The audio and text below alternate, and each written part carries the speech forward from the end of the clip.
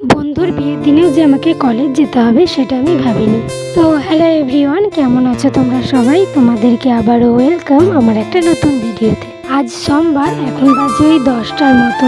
তো বেরিয়েছি কলেজ যাওয়ার জন্য। তো রাস্তায় দেখি প্রচুর ফাঁকা আর রোদ প্রচণ্ড। তো আমরা বাড়ি থেকে বের হই সাইকেল নিয়ে, তারপর সাইকেল নিয়ে আসি শিবরাতে, আর তারপর হেঁটে হেঁটে বন্ধুর সাথে গল্প করতে করতে চলে যাই টোটো স্ট্যান্ড পর্যন্ত। তারপর টোটো স্ট্যান্ডে গিয়ে একটা সুন্দর নিজেদের জায়গা করে নিই, আর তারপরে চলে যাই কোলাঘাট। তারপর আবার টিকার স্ট্যান্ডে গিয়ে একটা টিকার ধরে গল্প করতে করতে চলে যাই বন্ধুদের সাথে কলেজ।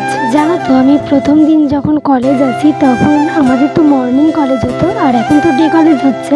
তখন যেহেতু আমাদের 6:30 থেকে, মানে সকাল 6:30 থেকে যেহেতু কলেজটা শুরু হবে, তো আমরা প্রথম যে কটা থেকে বের হলে সময়ে পৌঁছাতে পারবো, তাই আমরা কি করতাম 4:30 থেকে বের হতাম। অত ভোরে কখন কোথায় গাড়ি পাবো সেটা তো আমরা জানতাম না, তো আমরা ওই জন্য 4:30 থেকে বের হতাম। তখনও তো অন্ধকার একটু থাকতো, আর আমরা কি করতাম লাইট নিয়ে বের হতাম, কারণ অন্ধকার। এইরকম শীতের সময়ও হয়েছে অনেকবার যে লাইট নিয়ে বের হয়েছি অনেকটা।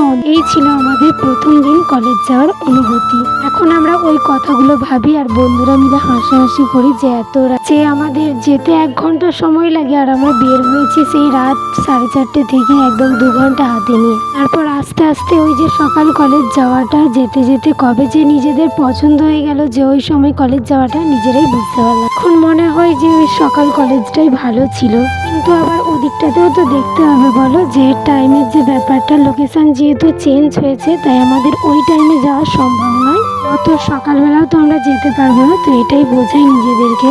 প্রথম যখন মর্নিং কলেজে যাই তখন মনে হতো যে একটু অসুবিধা হতে পারে, তারপর নিজেদেরকে মানিয়ে নিলাম।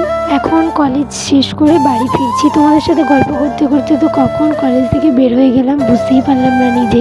এখন আমি বাড়ি ফিরছি, আর সেদিন যেহেতু বিয়ে ছিল, মানে 9th মার্চ, তোমরা অনেকেই জেনে গিয়েছো যে প্রচুর পরিমাণে বিয়ে ছিল। আর আমি দেখছিলাম যে রোডের সাইডে যে কতগুলো প্যান্ডেল রয়েছে।